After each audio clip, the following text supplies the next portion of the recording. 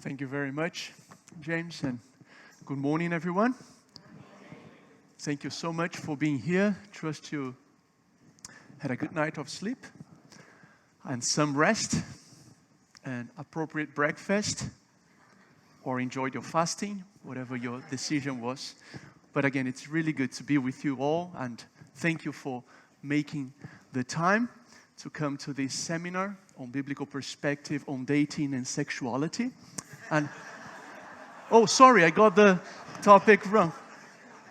We'll talk about that on another occasion. We should be discussing the gospel in Europe today, which involves that sort of topics as well. Apologies if you are hearing me again. I was sharing yesterday evening, but just briefly for those of you who I haven't met yet, I'm married to Anna, and we have 4 children: Matteo, who is 11, Raffaello, who is 9, and Pietro and Valentina, who are twins, and they are 6. I'm originally from Brazil, where I lived until I was 12. Then my dad was transferred to Mexico, where as a family we lived for almost 5 years. My great-grandparents actually emigrated from Italy and Spain to the south of Brazil. So I hold an Italian nationality. Went back to Brazil, and that's where I studied university and also Bible college. Then Anna and I got married, and 16 years ago, we came to England. I came to do a master's in Bible interpretation, and the Lord, in His providence, connected us with a church in the south of England, where we served as youth pastors during that period. And towards the end of our time in England, we had the opportunity to stay 4 months in Aberdeen, where I was finishing my dissertation, focusing on Paul's missionary or evangelistic sermons in the book of Acts. And yesterday night, I mentioned briefly that during that season, we found out that I had a cancer and I had to have a treatment in Scotland. And again, in God's providence and provision, I was able to continue to doing my studies and research while undergoing that treatment. And I'll never forget studying more and more Paul in Athens in Acts 17. And I didn't know then how much that episode in God's extraordinary work in Europe through Paul would affect my life, our ministry, and how much I would continue to learn from there. Recently, I wanted to go back to that, and part of my doctorate was focused on that episode as well, trying to learn more on how God used Paul in such a challenging context. And I mentioned that because I want to make a bridge to our conversation this morning, as I have been asked to sit around the table with you and think through the gospel or God's mission in Europe, and particularly continental Europe. And I want to do so mainly with Paul in Acts 17 as our framework, as our biblical foundation, both today and tomorrow. I'm not sure where we are going to pause today. No, I know it's 10:30, but I'm not sure in what part of the content. But I know we have a flexibility in case you are able to come tomorrow as we continue the conversation. It's not a repetition, it's a continuation of our conversation starting today. As we think of the gospel in Europe, particularly using Paul as our paradigm in his mission in Europe, particularly in Athens, in Acts 17. Would that be okay? Even if you said no, that's what I had prepared. So, but please feel free to interrupt me or ask any question anytime. But we might have some time at the end today and tomorrow. Would love to get your input and additional perspectives in what we are talking about. But allow me just to highlight why I think this is such an important conversation to begin with. First, we know that God loves His world, and His world includes Europe, the millions upon millions of people either born in Europe or coming to Europe. Secondly, we must acknowledge that Europe has had a very unique role in its influence in the world in general, and it continues to do so. When we talk about Europe, we recognize its influence not only in the continent, but how it affects the whole world through its philosophies, ideologies, trends, and through many other means. So it is very important to, again, reflect together on what God is doing in Europe and then through Europe. Thirdly, I know it's important to acknowledge the fact that we live in a unique moment of history where God is allowing, oftentimes for very tragic and sad reasons, many people coming from various parts of the world to live in Europe. And many people are being reached by the gospel in Europe in unprecedented ways, even coming from places where it's very difficult for the gospel to be reached, at least through human means. I also want to say that it is important to know what we are talking about when we talk about Europe. It is difficult to define what Europe is. I'm not thinking of the European Union necessarily. And I'm not also thinking of geography necessarily. It is complicated to try and define Europe. It is even more complicated when we add the United Kingdom in the equation, as we think of Europe as sociological common ground where people are defined or identified with a certain values and history. But I'm thinking mainly of a mainland continental Europe, which is also very varied. And I want to come here and highlight that from the beginning, that it is difficult to talk about Europe in general. I think we need to talk about Europes, and we talk about Europe. I mean, we have Northern Europe, generally with a Protestant heritage. And in that sense, the UK would be identified with that heritage, but we can think of the Scandinavian countries. My good friend Antti comes from Finland, for example. That's a good example of that context. But then we have Southern Europe. Anne and I, after leaving the UK, went to Spain as missionaries for 13 years until last month. And as we think of countries such as Portugal, Spain, Italy, France, Greece, you will find a very different context. In the south, such as in the central or even east of Europe, we find a huge Catholic influence that is felt very differently from the Protestant influence that dominates the north of Europe.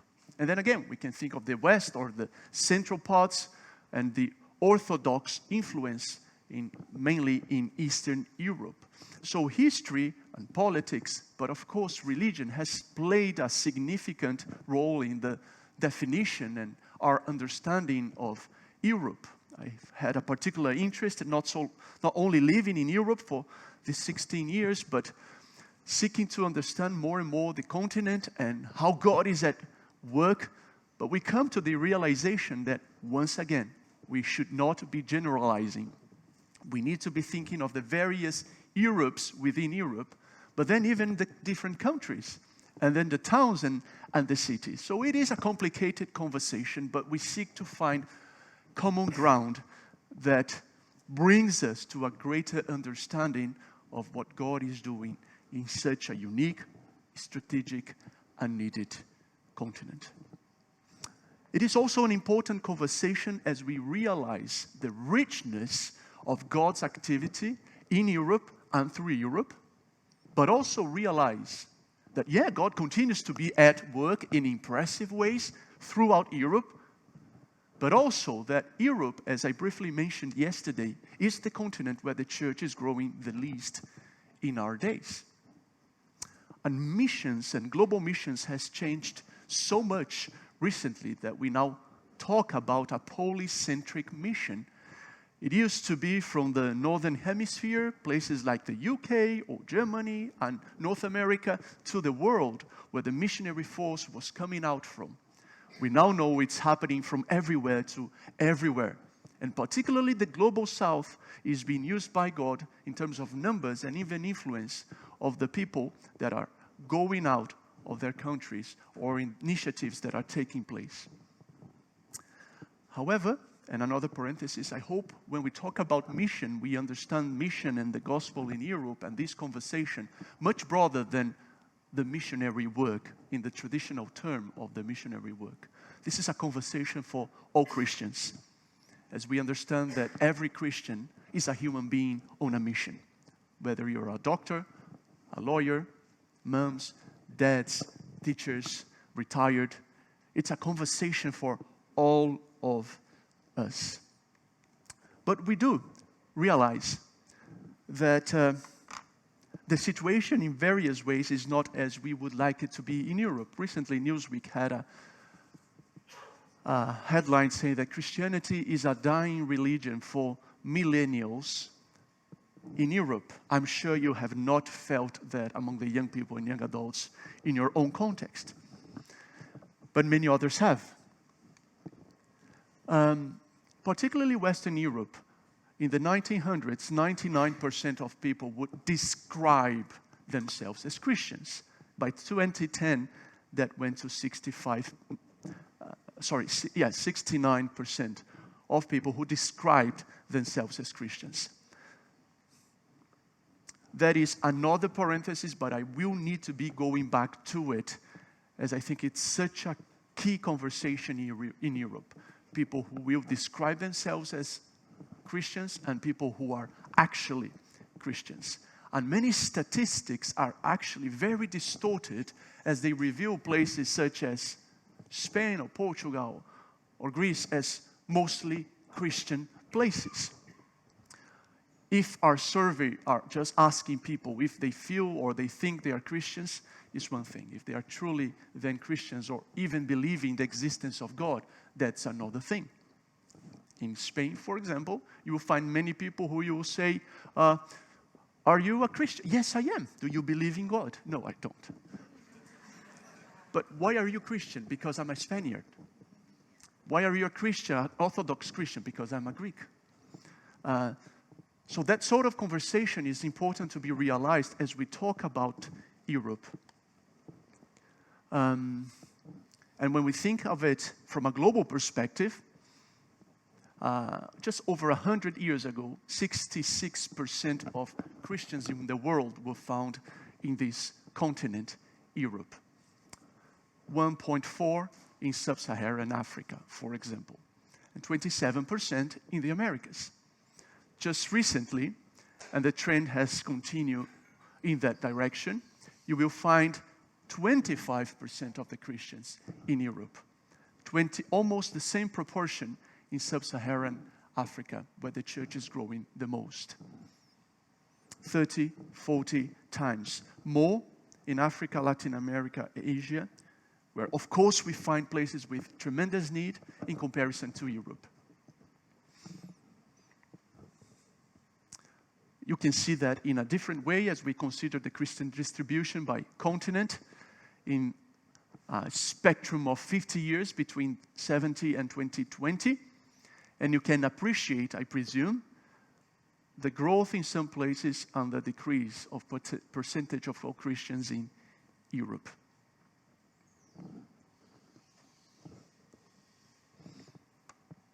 And especially as we think of the younger generations, this is an interesting trend, I think it's clear, where we see belief in God by country in Europe and age cohort. And you see the younger a person is, the less belief in God you find practically in all continents of Europe. And the older they are, more you find belief in God. And when we think of atheism, by country and by age, the opposite happens. The younger people are, there is a greater possibility that they will describe themselves as atheists or agnostics in comparison to an older generation that might still hold to a Christian tradition that was very influential in various parts of Europe. I'll come back to that in a moment. And let me leave this on the first one. And I'm just bringing some of that initial information once again to realize how needed, strategic, and worrying the situation in Europe might be, though God is at work. And therefore, I want to invite you to come with me to Acts 17 as we launch our examination of God's work through Paul. After he was planning another trip, and God allows him to have a vision of a man from Macedonia begging him to come, and he reorients his missionary journey, and then he comes to continental Europe, and at least according to the Bible, one of the first occasions where the gospel is reaching Europe. And now we find Paul in his second missionary journey, visiting different places. And now he's going to go to perhaps one of the most influential cities in history, Athens.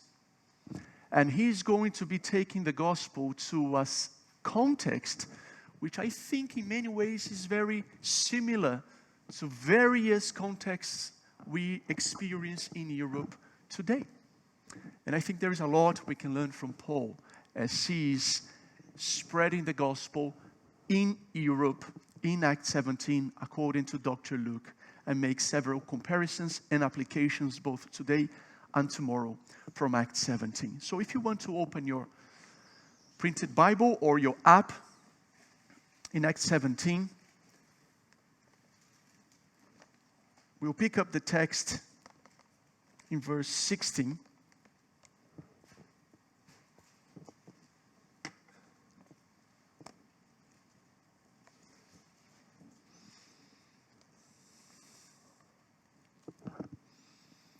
You all there? Good. So Luke tells us that while Paul was waiting for them in Athens, waiting for who? Silas and Timothy. Can I make a parenthesis here? I wanted to highlight a couple of, at least I think, very practical lessons, not only pertinent to our conversation about Europe, but in general.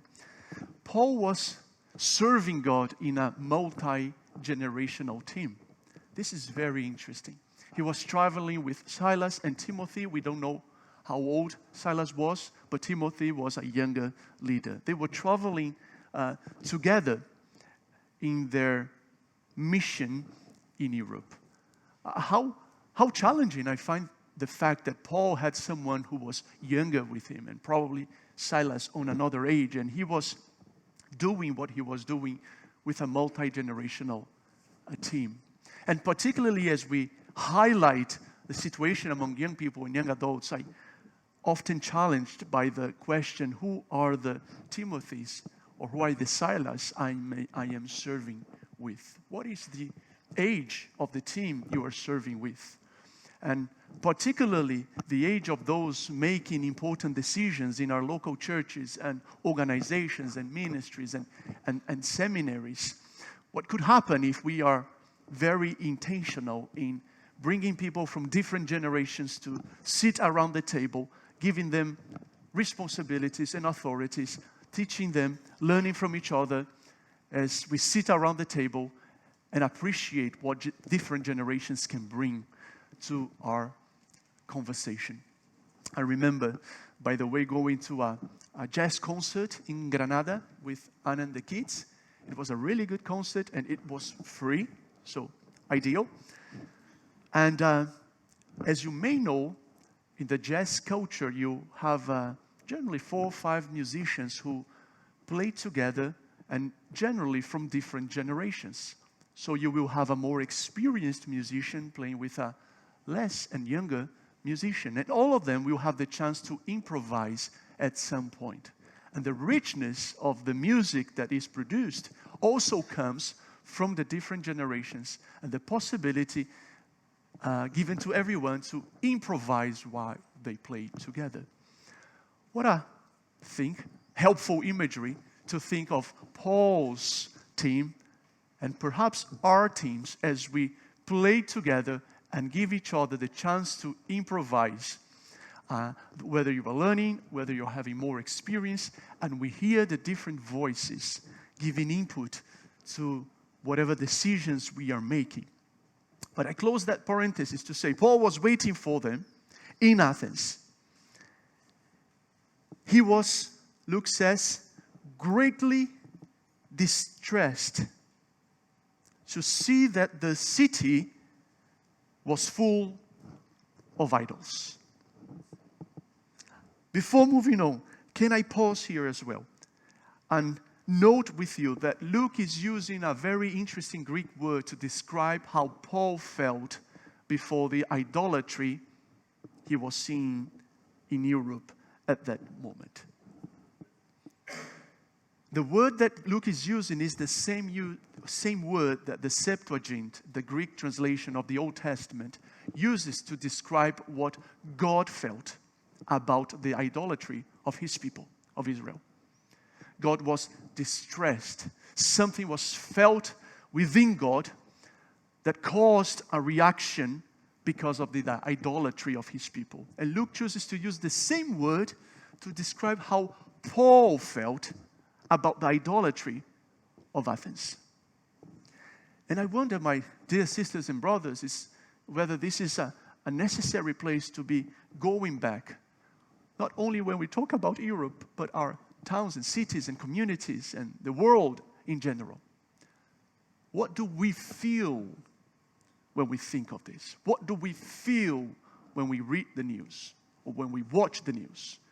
What we read, what we are reading on social media, when we talk to our neighbors, when we drive by the schools, what do we feel inside of us as we note the idolatry of Europe today? And I think it's fair to realize that we embrace idolatry in very similar ways that Athens used to embrace idolatry back then. It is true we don't maybe see the sculptures or the temples of those gods, but we continue to build the biggest buildings to the gods of our societies. Look at the stadiums, our shopping malls or shopping centers, our digital platforms. We continue to look in those places and sex or money and power, popularity, what only Jesus can give us. And Paul is realizing that God didn't have the place he deserved in such society.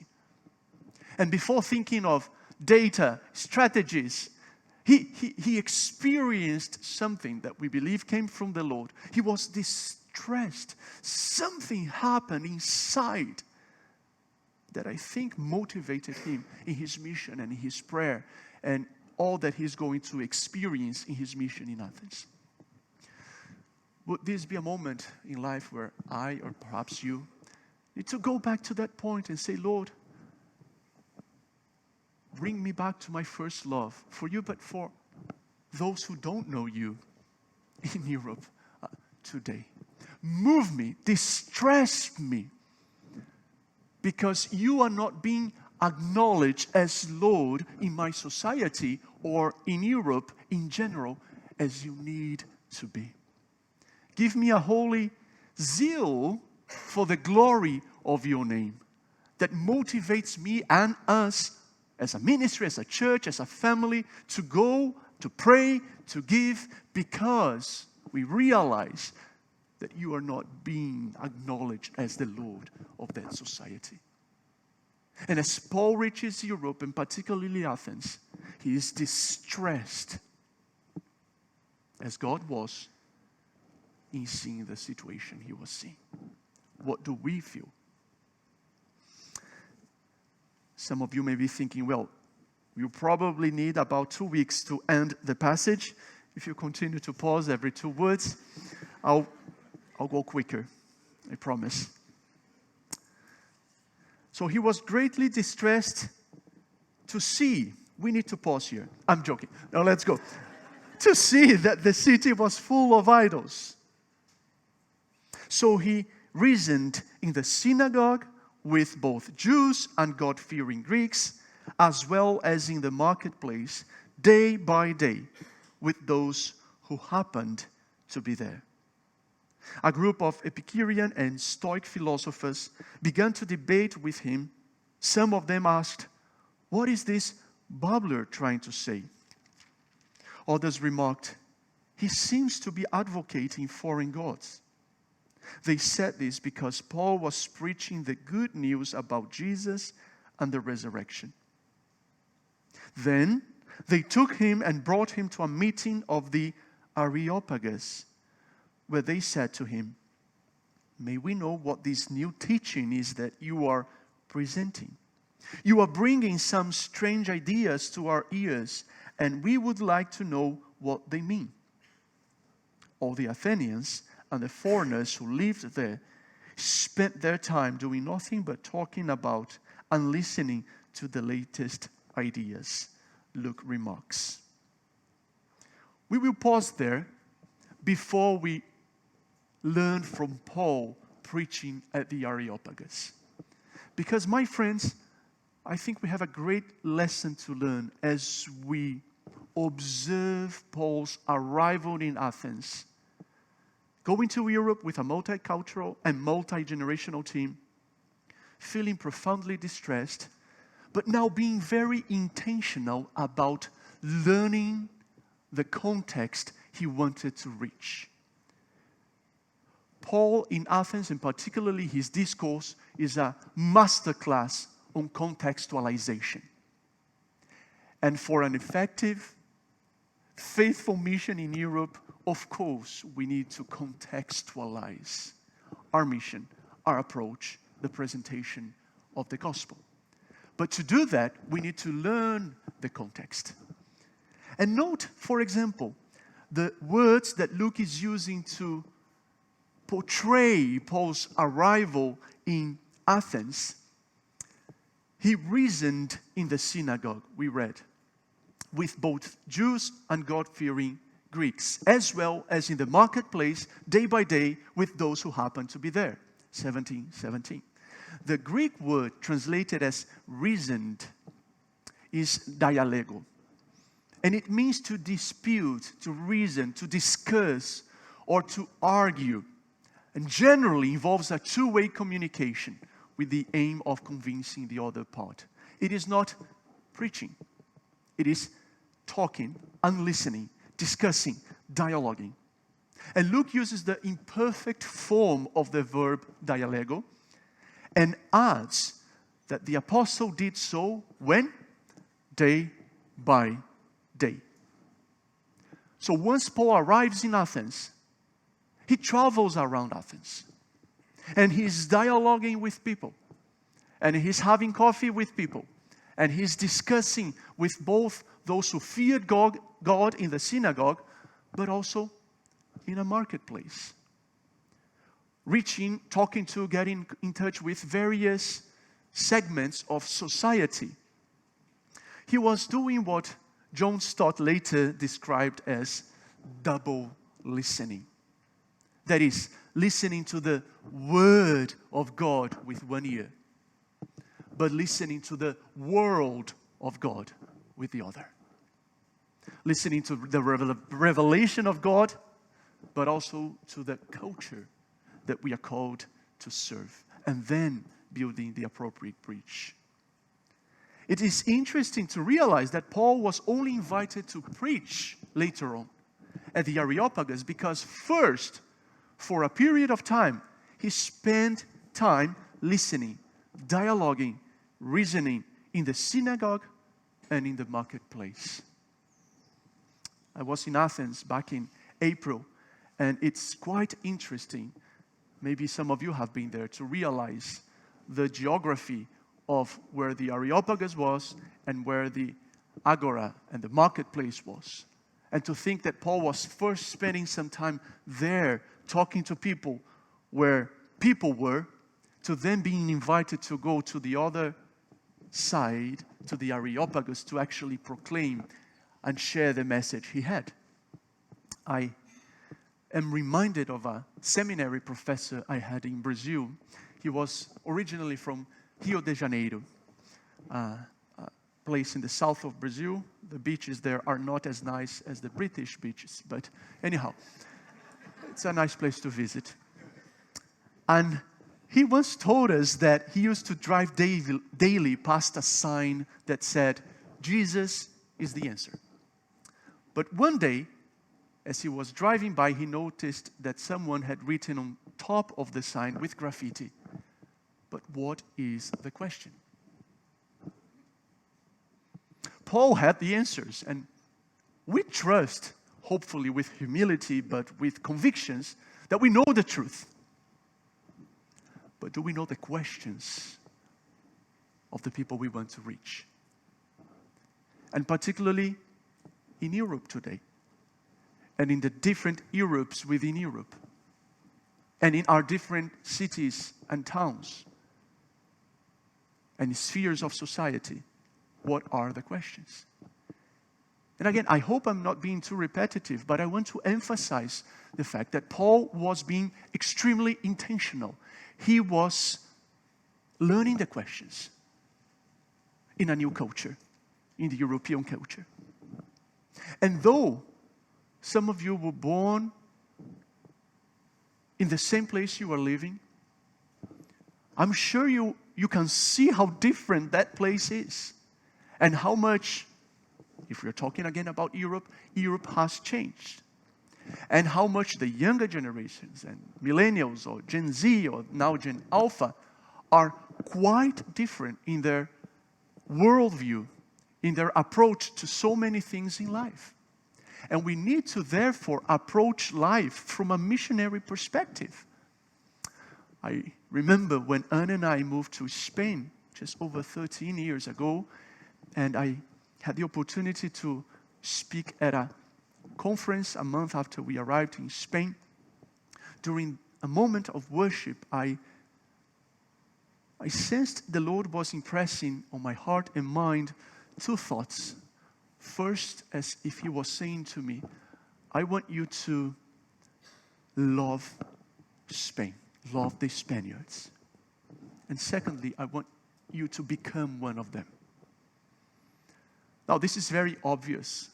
A missionary needs to love the people we want to reach, and we want to become one of them. And that is actually what Jesus Himself has done.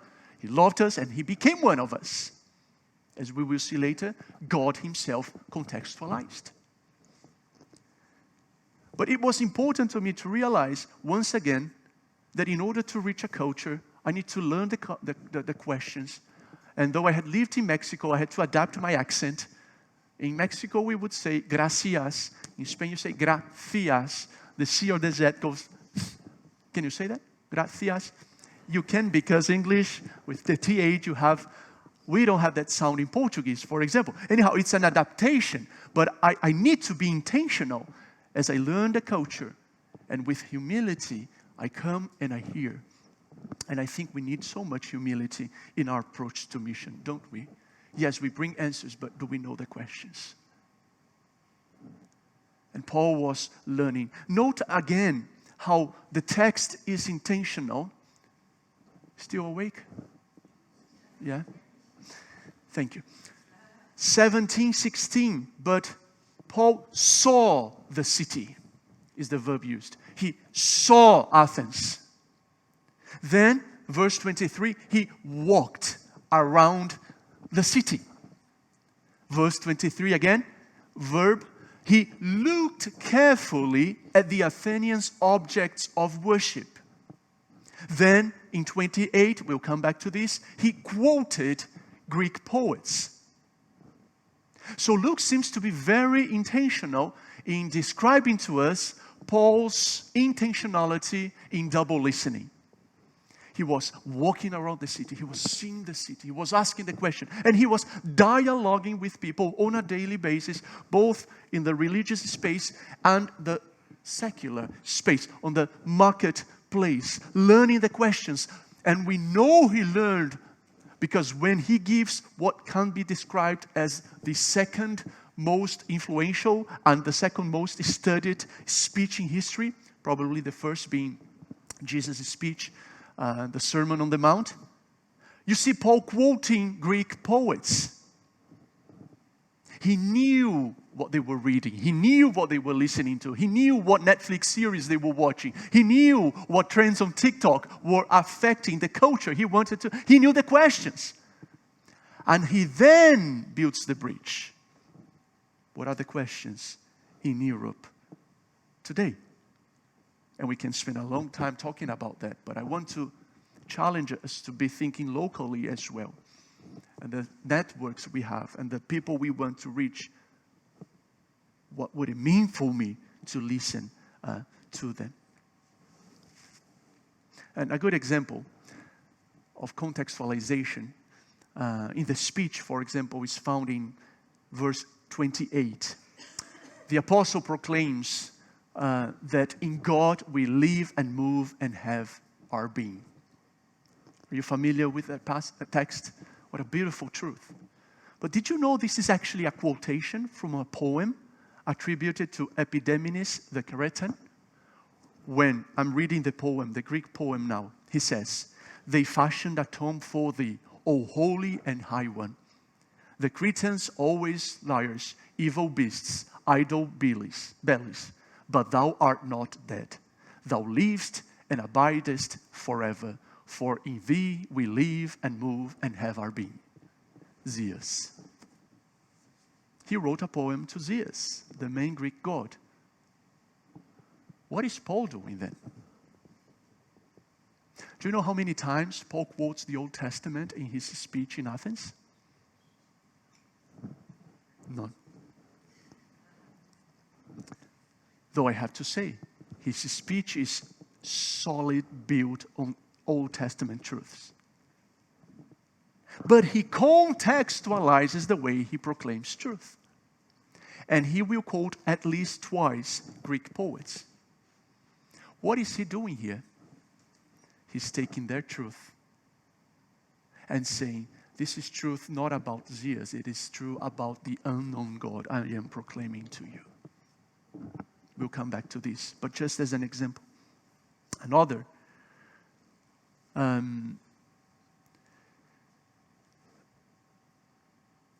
would be also in verse 28 where he says, "For we too are his offspring."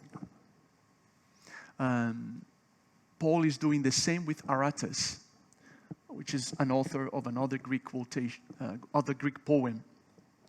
And he is quoting a reference to Zeus in the poem Phaenomena, which is one of the most widely read poems in the ancient world.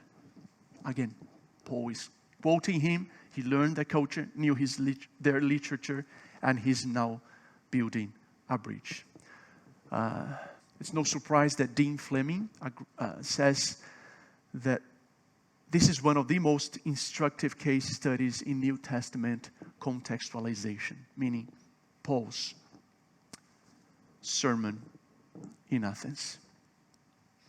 We'll go back to his sermon, but I wanted to realize with you how important it is as we approach missions in Europe to make sure we are listening to the culture and understanding the culture and asking questions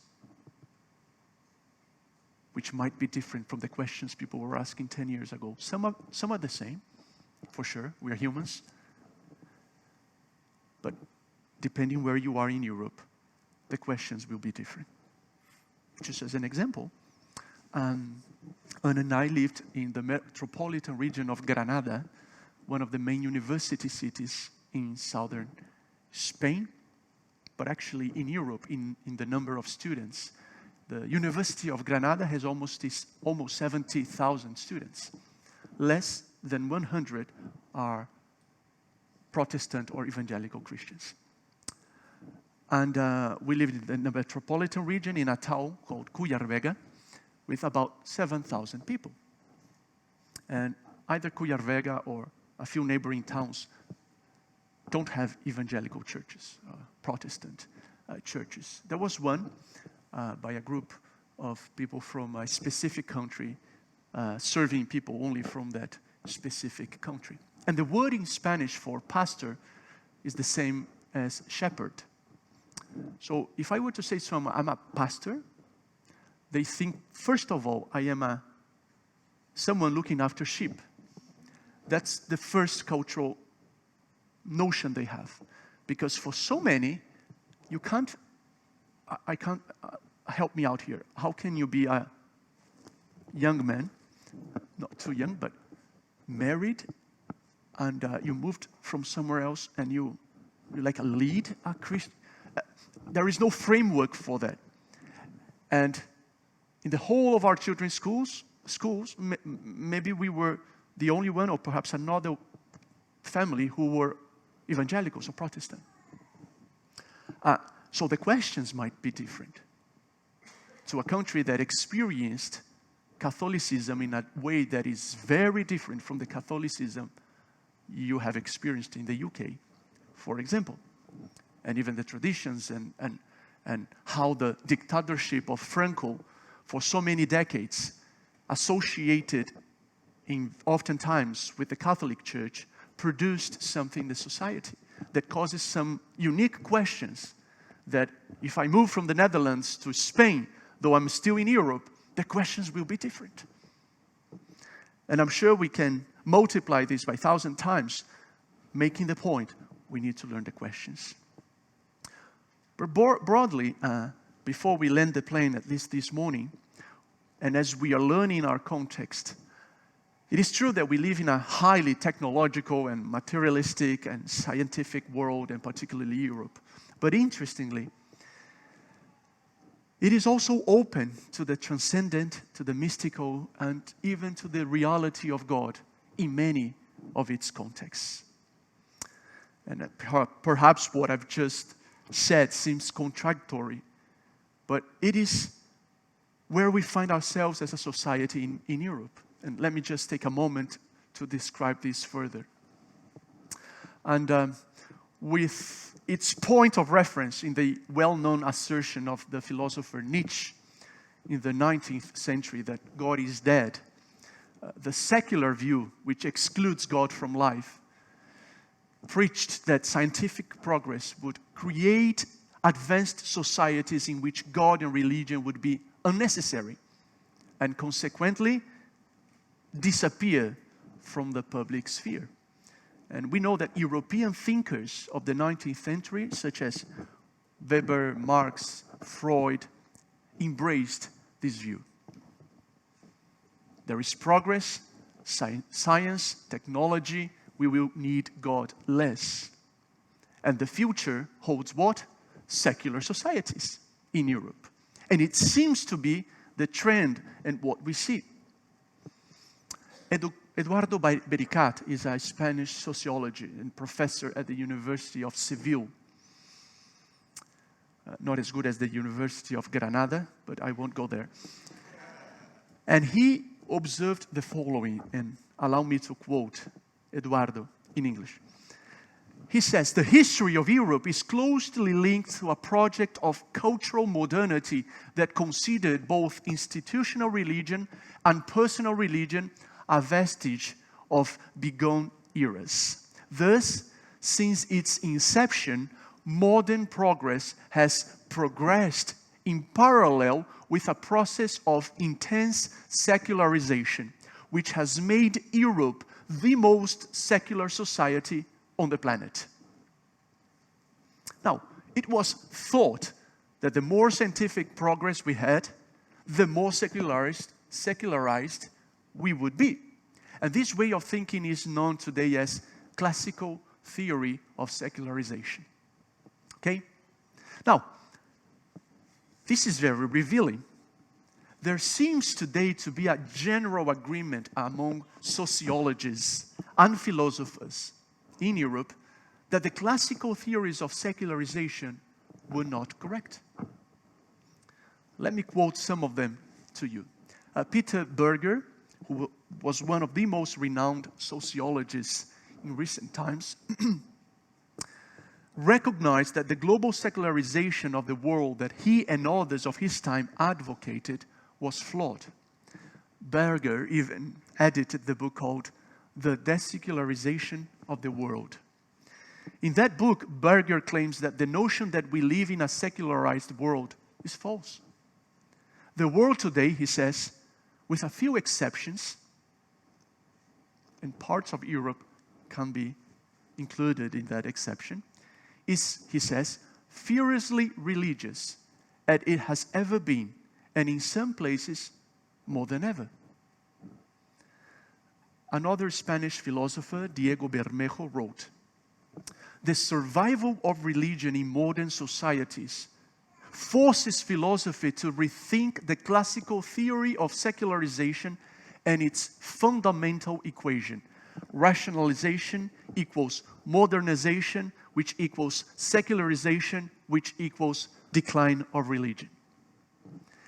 Bermejo himself begins the prologue of the book God Inside, recognizing that the return of God continues to give food for thought. And in that same book, Victoria Camps, philosopher and professor at a university in Barcelona, says the following, and I'm quoting her. "We believed," she says, "that the celebrated proclamation of the death of God had not been a simple anecdotal occurrence of Nietzsche, but something more profound and accepted with little discussion by postmodern thought, a widely secularized thought. I myself dedicated my first book to the theme of the death of God, a whopping 30 years ago," she says. "However," she continues, "the assumption that God or religions are not a prominent theme of Western thought has been refuted in recent years by a number of philosophers who return to it and argue among themselves about the importance and interest of recovering it. I will," Victoria says, "highlight among them two of the greatest philosophers of the 20th century, John Rawls and Jürgen Habermas from Germany." Now, it's important to note that the failure of these classical theories of secularization is not only discussed by these leading sociologists and philosophers of our day, including Europe. It is also confirmed by facts and trends. For example, some of the major European surveys, such as the European Values Surveys and the European Social Survey, the authors of the article, "The End of Secularization in Europe, a Social Demographic Perspective," concluded that Western Europe could become more religious at the end of this century than at the beginning. And some of you may know this or may be confused at the moment, as 30 minutes ago we were talking about the decline, and now we are not talking about the decline.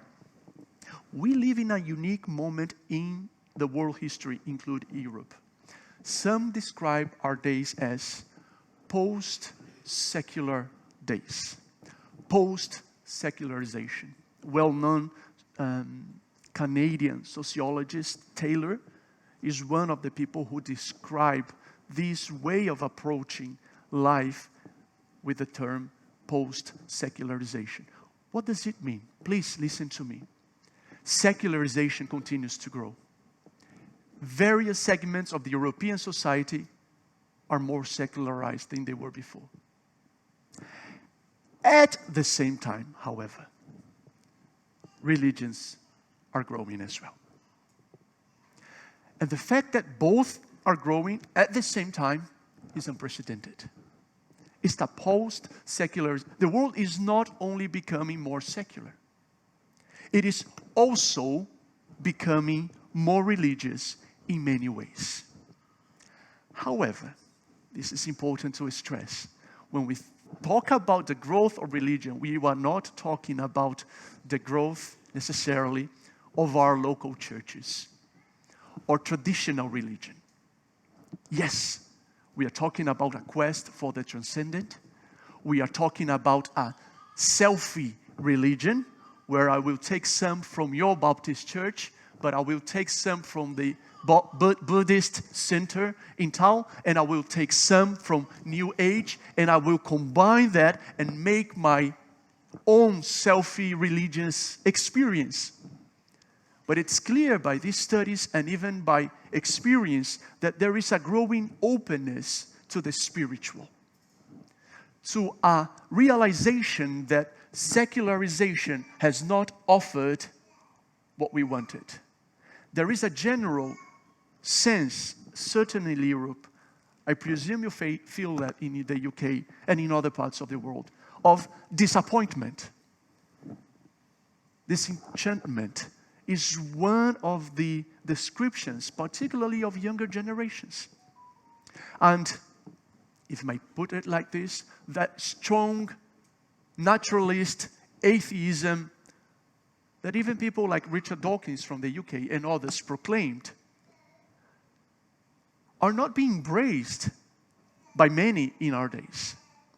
Actually, you don't see the growth in atheism very high in many places in Europe. You see a greater growth in people who describe themselves as non-religious or agnostics. They're not ready to say, I don't believe in anything. I don't believe in the Christian God that perhaps my parents or grandparents used to believe, or the Catholic Church in my town believes, or the Anglican, or the whatever church in my... But there is something out there. And this is very important to realize. As we today walk around our cities, listen to the culture, are saddened and distressed by the growth of secularization in Europe, but also realize this is a unique moment in history where some sociologists even describe Europe as facing a crossroad moment, where it is defining its future. Certainly by the influence of immigration, which has affected a lot, but for various other reasons, coming to a point where there is disappointment, there is openness, and there is the need of reaching that audience in ways that require contextualization, in ways that are perhaps quite different from the ways we did for decades, and require a translation of the gospel that will reach Europe in our days. Paul was sure of that, to the point that when he goes to a synagogue in Acts 13 at another place, he wants to make the same point he is making in Acts 17. Jesus is the Messiah, the Lord. But he uses the Old Testament a bunch of times to a culture that was monotheist and held to the authority of scriptures.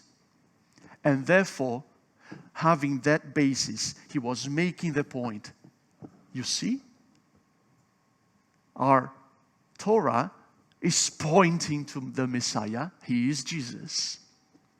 But then in Acts 14, when he preaches to Gentiles out on the fields, people who didn't have much formal education, to call it like that, he proclaims the same gospel in a different way, even coming from a supernatural perspective. But then he is now in Acts 17 speaking to a Gentile culture again with no biblical framework, who were polytheistic, meaning believed in many gods. And he doesn't begin with scriptures, and he doesn't begin with Jesus loves you. He begins with a theology of God as the creator. He begins, as we will say tomorrow, by looking around and beginning not where people needed to be, but where they were. I was walking around and seeing your city. By the way, you are very religious. I want to applaud. And by the way, he was being very diplomatic, I would say. Honestly, diplomatic. Yes, it matters what we say, but it matters how we say what we say. And he was saying, I know that you are very religious culture. And by the way, I really appreciate your city. I was walking around it. I'm valuing the culture. I'm appreciating what is good about this culture. However, I noted that you had an altar to, among the many altars you have, you had an altar to the unknown God. Well, the God that is unknown to you happens to be known to me. I'll proclaim this God to you. And then you have a proclamation of God described in the Areopagus, where Paul is beginning where they were, as he knew their questions, knew the context. He begins where they were, and then he will take them to Jesus in a very interesting way, which we will look at tomorrow. What would it mean to us as we think of the gospel in Europe, in our own local context, in such a needed, beautiful, amazing, strategic continent where God moves us to feel what he feels,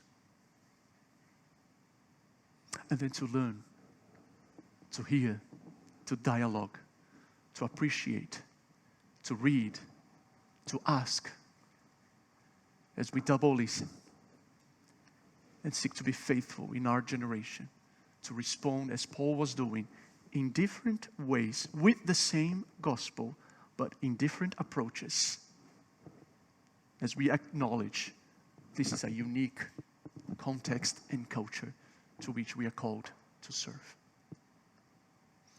We need to pause for time's sake, and we will continue our conversation tomorrow.